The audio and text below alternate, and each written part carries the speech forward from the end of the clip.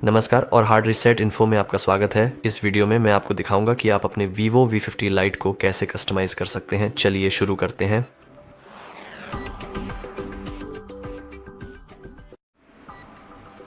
अभी हमने हाल ही में हार्ड रीसेट किया है, तो जो कुछ भी आप यहाँ देखेंगे वह डिफ़ॉल्ट वर्जन है, यानी आपका फ़ोन हार्ड रीसेट करने के बाद या बॉक्स से निकालने के बाद जैसा दिखना चाहिए वैसा ही है। तो हम सेटिंग्स में जाकर नेविगेशन बदलने से शुरू कर सकते हैं। मुझे पता है कि बहुत से लोग वास्तव में ऐसा करना चाहते हैं, तो नेविगेशन बदलने के लिए आपको बस सिस्टम मैनेजमेंट में जाना है, फिर सिस्टम नेविगेशन में जाएं और यहाँ आप मूल रूप से चुन सकते हैं कि आप जेस्चर का उपयोग करना चाहते हैं या फ्री बटन नेविगेशन। अगर आप फ्री बटन नेविगेशन चुनते हैं तो आप हमेशा नेविगेशन कीज का क्रम बदल सकते हैं और साथ ही उनका स्टाइल भी बदल सकते हैं। तो ये बेहद उपयोगी है, बेहद सुविधाजनक है और मैं जेस्चर के साथ ही रहूँगा क्योंकि मुझे वे ज़्यादा पसंद हैं और मुझे लगता है कि वे बहुत सुविधाजनक हैं और मुझे वे ज़्यादा अच्छे लगते हैं। लेकिन अगर आप चाहें तो आप हमेशा फ्री बटन नेविगेशन का उपयोग कर सकते हैं।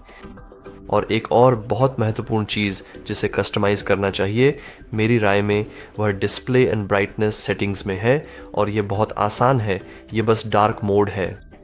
यहाँ पर आप डार्क मोड को सक्षम कर सकते हैं और व्यक्तिगत रूप से मैं डार्क मोड में ही रहना पसंद करूँगा, लेकिन ताकि आप लोग फ़ोन पर जो मैं कर रहा हूँ उसे बेहतर देख सकें मैं लाइट मोड में ही रहूँगा, सिर्फ इसलिए क्योंकि इसमें देखना आसान है। फिर हमारे पास स्क्रीन टाइम आउट भी है। ये कोई बड़ी बात नहीं है, लेकिन मैं आपको भी सलाह दूंगा कि आप इसे अपनी पसंद के अनुसार सेट करें। बस ध्यान रखें कि कुल मिलाकर जितना कम समय आप सेट करेंगे उतनी ही ज़्यादा बैटरी आप बचा पाएंगे। लेकिन जैसे कि अगर आप इसे 50 सेकंड पर सेट करते हैं तो ये काफ़ी परेशान करने वाला हो सकता है मेरी राय में। तो हाँ, और अब जब हमने ये कर लिया है तो हम शुरुआत कर सकते हैं। हम अपने होम स्क्रीन के लुक को कस्टमाइज़ करना शुरू कर सकते हैं। बिल्कुल हम कर सकते हैं। जैसे कि सबसे महत्वपूर्ण बात यह है कि आप किसी भी एप्लीकेशन को ले सकते हैं और उसे इधर उधर घुमा सकते हैं। यह जैसे कस्टमाइजेशन की बुनियादी बातें हैं। आप हमेशा इन्हें हटा भी सकते हैं। जैसे कि मैं खुद टिकटॉक का इस्तेमाल नहीं करता, तो मैं इसे ऐप से हटा सकता हूँ, ऐप स्टोर से। माफ़ कीजिए, ऐप स्टोर नहीं, मुख्य होम स्क्रीन से, बस रिमूव दबाकर। या फिर मैं उस कूड़ेदान के आइकन पर क्लिक करके इसे पूरी तरह से अनइंस्टॉल भी कर सकता हूँ।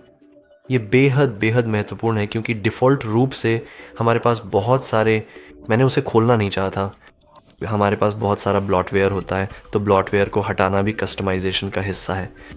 तो उदाहरण के लिए टेमू, मैंने कभी इसका इस्तेमाल नहीं किया, न ही कभी करूँगा, और ये अपने आप डाउनलोड हो गया क्योंकि ये ब्लॉटवेयर का हिस्सा है। सो आप जानते हैं, हम प्रेस और होल्ड करते हैं, हम कूड़ेदान के आइकन पर क्लिक करते हैं, हम इसे अनइंस्टॉल कर देते हैं। आसान है। यही चीज़ फेसबुक के साथ भी की जा सकती है और रिकमेंडेड में, खैर लिंक्डइन मैं तुम्हें कभी इस्तेमाल नहीं करूँगा, booking.com मैं तुम्हें भी कभी इस्तेमाल नहीं करूँगा, ब्लॉक ब्लास्ट मुझे ये गेम पसंद नहीं है, नेटफ्लिक्स शायद मैं कुछ देख लूँ। लेकिन आप जानते हैं कस्टमाइजेशन की प्रक्रिया बहुत आसान है। लेकिन अगर हम उन चीज़ों की बात करें जो सीधे तौर पर कस्टमाइजेशन से जुड़ी हैं, तो चलिए वॉलपेपर बदलते हैं। हम इसे आसानी से अपनी होम स्क्रीन को प्रेस और होल्ड करके कर सकते हैं। जैसा कि आप देख सकते हैं, हमारे पास बैच सॉर्ट करने का एक छोटा ट्यूटोरियल भी है और हम आइकन्स को अलग अलग स्क्रीन के बीच भी मूव कर सकते हैं, जो काफ़ी सुविधाजनक है। लेकिन चलिए वॉलपेपर पर चलते हैं और अब हम एक अलग वॉलपेपर चुन सकते हैं। मुझे हरा रंग वाकई पसंद है, तो मैं शायद हरे बेस आइकन के साथ जा सकता हूँ। लेकिन हमारे पास अलग अलग आइकन भी हैं, जैसे ये क्यूब्स, उदाहरण के लिए ये पत्थर, ये मिनरल्स, मेरा मानना है। ओह, ये वाकई बहुत अच्छे हैं। और हम हमेशा दाईं ओर इन 3 डॉट्स पे क्लिक कर सकते हैं। चलिए टर्म्स ऑफ सर्विस से सहमत होते हैं और अब हम डाउनलोड मोड के साथ आगे बढ़ सकते हैं। तो ये और अधिक बिल्ट इन वॉलपेपर हैं, और अगर हम डाउनलोड मोड पर जाते हैं तो हम शॉप में चले जाएंगे और यहाँ पर भी हम अलग अलग वॉलपेपर डाउनलोड कर सकते हैं। हालांकि ध्यान रखें कि इनमें से ज़्यादातर बस AI होंगे। ये तो निश्चित रूप से AI है, ये भी AI जैसा ही लग रहा है। जैसे इनमें से कई बस कम गुणवत्ता वाले AI वाले चीज़ें होंगी। ओह, ये निश्चित रूप से AI है, ये S है तो निश्चित रूप से AI वगैरह वगैरह। ओह, लेकिन मुझे लगता है कि मैं इसी पर कायम रहूँगा। ओह, मुझे हरा रंग चाहिए। मुझे सचमुच हरा रंग पसंद है और मैं हरे बुलबुले चाहता हूँ। धन्यवाद। और अब हम हमेशा उम्र थीम भी बदल सकते हैं, तो चलिए एक बार फिर अपनी उंगली को दबा कर रखें। चलिए कलर एंड स्टाइल पर चलते हैं और अब हम system and app UI colour को सक्षम कर सकते हैं और अब हम मूल रूप से यूआई के रंग बदल सकते हैं। जैसा कि आप देख सकते हैं डिफ़ॉल्ट रूप से इसमें यह नीला थीम है मेरा ख्याल है, तो आप इसे कुछ ऐसा सेट कर सकते हैं और अब ये हरा हो जाएगा। आप हमेशा वॉलपेपर से रंग चुन सकते हैं उस फंक्शन का उपयोग करके।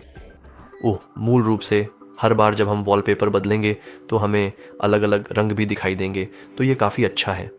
और आखिर में हम आइकनों पर रंग लागू कर सकते हैं जिससे हमें ये अच्छा लुक मिलेगा।